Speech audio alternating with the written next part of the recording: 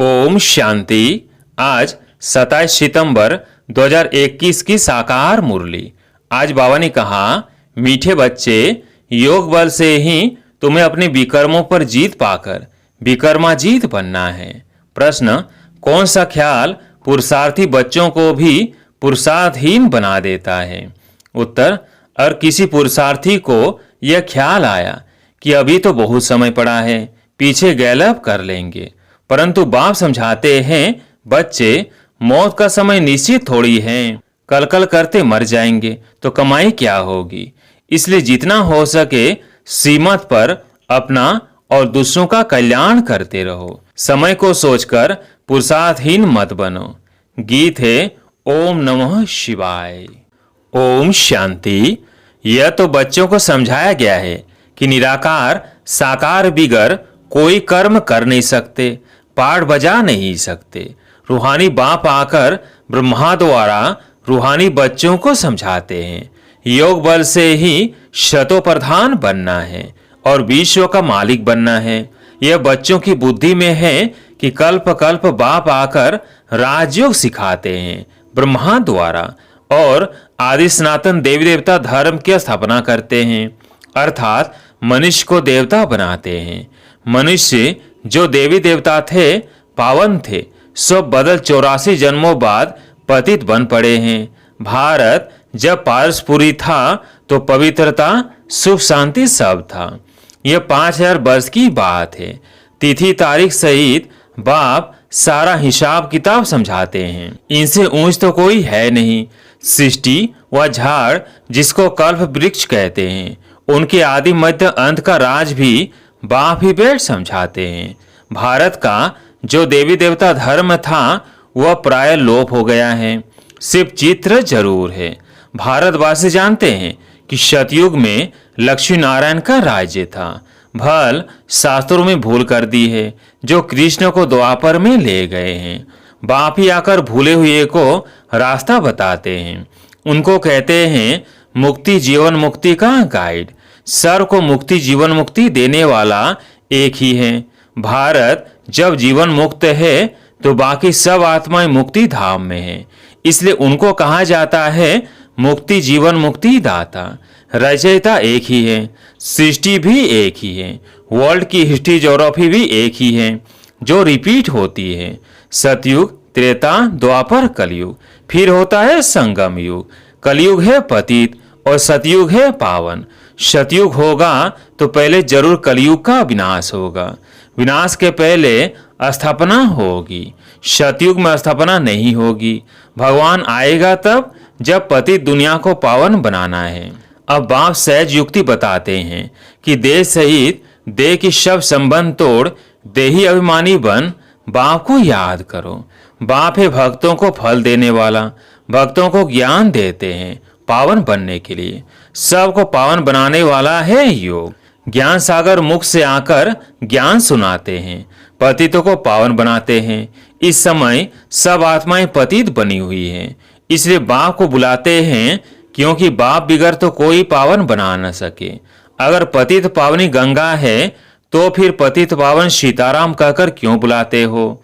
बुद्धि कहती है कि परम पिता परमात्मा जरूर फिर नई दुनिया की स्थापना और पुरानी दुनिया के विनाश के लिए आएगा। कल्प वृक्ष की आयु भी होती है। जो चीज जड़ जड़ीभूत हो जाती है उनको ही तमो प्रधान कहते हैं। न्यू वर्ल्ड नहीं कहेंगे, यह आयरन एजेड वर्ल्ड। ये सब बातें बुद्धि में बिठाई जाती है औरों को समझाने के लिए। घर घर संदेश देना है, ऐसे नहीं कहना है कि परमात्मा आया है। युक्ति से समझाना है। बोलो दो बाप है, लौकिक और पारलौकिक। दुख के समय पारलौकिक बाप को ही याद किया जाता है। सुखधाम में कोई परमात्मा को याद नहीं करता। सतयुग लक्ष्मी नारायण के राज्य में सुख शांति पवित्रता सब कुछ था।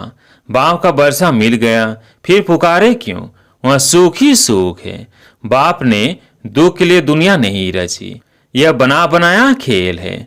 जिनका पाठ पिछाड़ी में है 2 से 4 जन्म लेते हैं, बाकी समय शांति धाम में रहेंगे। बाकी खेल से कोई निकल जाए यह हो नहीं सकता। 1-2 जन्म लिया, बाकी समय जैसे मोक्ष है। आत्मा पाठधारी है। कोई का ऊंचा पाठ है, कोई का कम। गाया हुआ है, ईश्वर का अंत कोई पा न सके।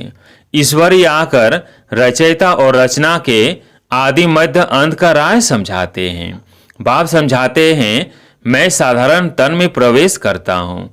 मैं जिस तन में प्रवेश करता हूँ ये अपने जन्मों को नहीं जानते हैं। मैं इनके 84 जन्मों की कहानी सुनाता हूँ। कोई भी पार्ट चेंज नहीं हो सकता। यह बना बनाया खेल है। यह किसकी बुद्धि में बैठता नहीं। बुद्धि में तब बैठे जब पवित्र होकर समझे। अच्छी रीति समझने के लिए 7 रोज भट्ठी में पड़े। भागवत आदि भी 7 रोज रखते हैं। कोई 7 दिन में अच्छी रीति समझ लेते हैं। कोई तो कह देते हैं कि हमारी बुद्धि में कुछ भी नहीं बैठा। ऊंच पद नहीं पाना होगा तो बुद्धि में कैसे बैठेगा। अच्छा, फिर भी कल्याण तो हुआ ना। प्रजा तो ऐसे ही बनती है। बाकी राज्य भाग्य लेने में मेहनत है। बाप को याद करने से ही विकर्म विनाश होंगे। अब करो व ना करो, परंतु बाप का डायरेक्शन है। प्यारी वस्तु को याद किया जाता है ना। भक्ति मार्ग में भी कहते हैं कि हे पतित पावन आओ। अब वो मिला है। कहते हैं मुझे याद करो तो कट उतर जाएगी। बात सही ऐसे ही थोड़ी मिल जाएगी। याद में थोड़ी मेहनत है। बहुत याद करने वाले ही कर्मातीत अवस्था को पा लेते हैं। पूरा याद न करने से विकर्म विनाश नहीं होंगे। योग बल से ही विकर्माजीत बनना है। लक्ष्मी नारायण इतने पवित्र कैसे बने जबकि कलयुग के अंत में कोई पवित्र नहीं है। इस समय गीता ज्ञान का एपिसोड रिपीट हो रहा है। शिव भगवानुवाच, भूले तो सबसे होती रहती है। मैं आकर सबको अभूल बनाता हूँ। भारत के जो भी शास्त्र है यह सब है भक्ति मार्ग के। बाप कहते हैं मैंने जो कुछ कहा था वो किसको भी पता नहीं है। जिन्होंने मेरे द्वारा सुना उन्होंने 21 जन्मों की प्रारब्ध पाई। फिर ज्ञान प्राय लोप हो जाता है। तुम ही चक्र लगाए फिर यह ज्ञान सुन रहे हो। तुम जानते हो हम सैंपलिंग लगा रहे हैं मनुष्य देवता बनाने का। यह है देवी झाड़ का सैंपलिंग। वे लोग तो उन झाड़ों का कलम लगाते रहते हैं। बाप आकर कॉन्ट्रास्ट बताते हैं। तुम दिखाते भी हो कि उन्हों का क्या प्लान है, तुम्हारा क्या प्लान है। वो फैमिली प्लानिंग करते हैं कि दुनिया बढ़े नहीं। बाप तो बहुत अच्छी बात बताते हैं कि अनेक धर्म विनाश हो जाएंगे और देवी देवता धर्म की फैमिली स्थापन हो जाएगी। सतयुग में एक ही आदि सनातन देवी देवता धर्म की फैमिली थी और अनेक फैमिलियां थी ही नहीं। इस समय भारत में देखो कितनी फैमिलीज है। Gujarati family, Sikh family. वास्तव में भारत की एक ही फैमिली होनी चाहिए। बहुत फैमिली होंगी तो जरूर खींचपीट होगी, फिर सिविल वार हो जाती है। फैमिली में भी सिविल वार हो जाती है। जैसे क्रिश्चियन की आपस में फैमिली है तो उन्हों में भी 2 भाई आपस में नहीं मिलते, फ्रैक्शन हो जाती है, पानी भी बांटा जाता है। सिख धर्म वाले समझते हैं हम अपने धर्म की फैमिली को जास्ती सुख देवे। रख जाती है ना, माथा मारते रहते हैं। जब अंत का समय आता है तब आपस में लड़ने लग पड़ते हैं। विनाश तो होना ही है। ढेर बॉम्ब बनाते रहते हैं। बड़ी लड़ाई जब लगी थी तो 2 बॉम्ब से छोड़े थे, अभी तो ढेर बनाए हैं। समझ की बात है ना। तुमको समझाना है कि वही महाभारत लड़ाई है। बड़े बड़े लोग भी कहते हैं अगर लड़ाई को बंद नहीं किया तो सारी दुनिया को आग लग जाएगी। तुम जानते हो आग तो लगनी ही है। बाप आदि सनातन देवी देवता धर्म की स्थापना करते हैं। राजयोग है ही सतयुग का। जो देवता धर्म प्राय लोप हो गया है वो फिर स्थापन करते हैं। अब कलयुग है, इनके बाद सतयुग चाहिए। अब कलयुग विनाश के लिए यह महाभारी महाभारत लड़ाई है। ये सब अच्छी रीति धारण कर समझाना है, क्योंकि मनुष्य है आसुरी संप्रदाय, इसलिए खबरदारी रखनी है।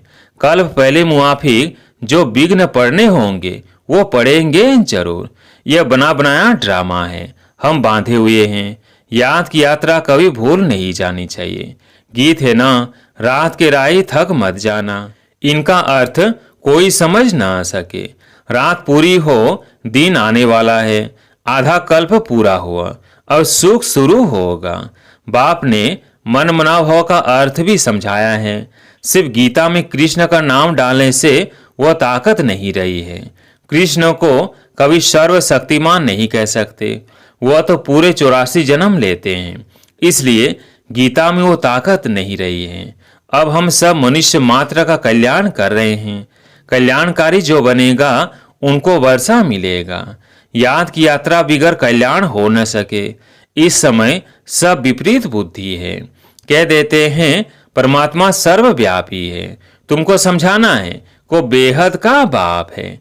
बेहद के बाप से ही भारतवासियों को बेहद का वर्षा मिला है। भारतवासियों ने ही 84 जन्म लिए हैं।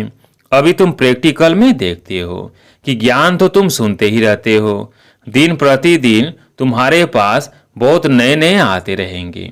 अभी अगर बड़े बड़े लोग आ जाएं, फिर तो देरी न लगे, झट आवाज निकल जाए, हंगामा हो जाए। इसलिए युक्ति से धीरे धीरे चलता रहता है। यह है ही गुप्त ज्ञान, किसको पता भी नहीं पड़ता कि यह क्या कर रहे हैं। भक्ति में है दुख, ज्ञान में है सुख। रावण के साथ तुम्हारी युद्ध कैसी है यह तो तुम ही जानो, और कोई जान न सके। भगवानुवाच, तमो प्रधान से सतो प्रधान बनना है तो मुझे याद करो, तो पाप विनाश हो जाएंगे। पवित्र बनो तो साथ ले जाएंगे। मुक्ति तो सबको मिलनी है, सब रावण राज्य से मुक्त हो जाएंगे। तुम कहते हो कि शिव शक्तियां ब्रह्म कुमार कुमारियां ही श्रेष्ठचारी दुनिया स्थापन करेंगे। परमपिता परमात्मा की श्रीमत पर कल्प पहले मुआफिक 5000 वर्ष पहले श्रेष्ठचारी दुनिया थी। यह बुद्धि में बिठाना चाहिए।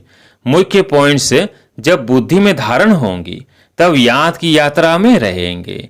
कोई समझते हैं अभी टाइम पड़ा है, पीछे पुरुषार्थ कर लेंगे, परंतु मौत का नियम थोड़ी है, कल मर जाए तो। इसलिए ऐसे मत समझो अंत में गैलप कर लेंगे, यह ख्याल और ही गिरा देगा। जितना हो सके पुरुषार्थ करते रहो। श्रीमत पर हर एक को अपना कल्याण करना है, अपनी जांच करनी है कि कितना बाप को याद करता हूँ और कितनी बाप की सर्विस करता हूँ। रूहानी खुदाई खिदमतगार तुम हो ना, तुम रूहों को सेल्वेज करते हो। रूह पति से पावन कैसे बने उसकी युक्ति बताते हैं। कृष्ण को याद करने से विकर विनाश नहीं होंगे। वह तो प्रिंस था, उसने प्रारब्ध होगी, उनकी महिमा की भी दरकार नहीं है। देवताओं की महिमा क्या करेंगे। हाँ, बर्थडे तो सब मनाते हैं, यह कॉमन है। बाकी उन्होंने क्या किया, सीढ़ी तो उतरते ही आते हैं। अच्छे व बुरे मनुष्य तो होते हैं, हर एक का पार्ट अपना अपना है। यह बेहद की बात। मुख्य टाल टालियां गिनी जाती है, बाकी पत्ते तो अनेक हैं। उनको कहाँ तक तुम गिनती करते रहेंगे। बाप समझाते रहते हैं बच्चे मेहनत करो, सबको बाप का परिचय दो तो बाप से बुद्धि योग जुड़ जाए। बाप कहते हैं सभी को कहो पवित्र बनो तो मुक्ति धाम में चले जाएंगे। दुनिया को थोड़ी पता है कि महाभारत लड़ाई से क्या होगा। यह यज्ञ रचा है क्योंकि नई दुनिया चाहिए। हमारा यज्ञ पूरा होगा तो सब इस यज्ञ में स्वाहा होना है। अच्छा, मीठे मीठे सिकिलधे बच्चों प्रति माता पिता बाप दादा का याद प्यार और गुड मॉर्निंग। रूहानी बाप की रूहानी बच्चों को नमस्ते। हम रूहानी बच्चों की रूहानी बाप दादा को याद प्यार गुड मॉर्निंग नमस्ते नमस्ते। धारणा के लिए मुख्य सार। पहला पॉइंट, सच्चा सच्चा खुदाई खिदमतगार बन सभी रूहों को सेल्वेज करने की सेवा करनी है, सबका कल्याण करना है, सबको बाप का परिचय देना है। दूसरा पॉइंट, प्यारे थे प्यारी वस्तु बाप को प्यार से याद करना है, बने बनाए ड्रामा पर अटल रहना है, विघ्नों से घबराना नहीं है। आज प्यारे मीठे बाबा का वरदान, मैंपन के बोझ को समाप्त कर प्रत्यक्ष फल का अनुभव करने वाले बालक सो मालिक भव। मैंपन के बोझ को समाप्त कर प्रत्यक्ष फल का अनुभव करने वाले बालक सो मालिक भव। जब किसी प्रकार का मैंपन आता है तो बोझ सिर पर आ जाता है, लेकिन जब बाप ऑफर कर रहे हैं कि सब बोझ मुझे दे दो, आप सिर्फ नाचो उड़ो, फिर यह क्वेश्चन क्यों कि सर्विस कैसे होगी, भाषण कैसे करेंगे। आप सिर्फ निमित्त समझकर कनेक्शन पावर हाउस से जोड़कर बैठ जाओ, दिल शिकस्त नहीं बनो। तो बाप दादा सब कुछ स्वतः करा देंगे।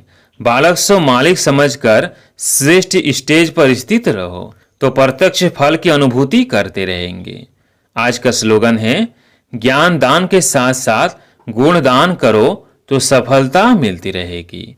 ज्ञान दान के साथ साथ गुण दान करो तो सफलता मिलती रहेगी। अच्छा, ओम शांति।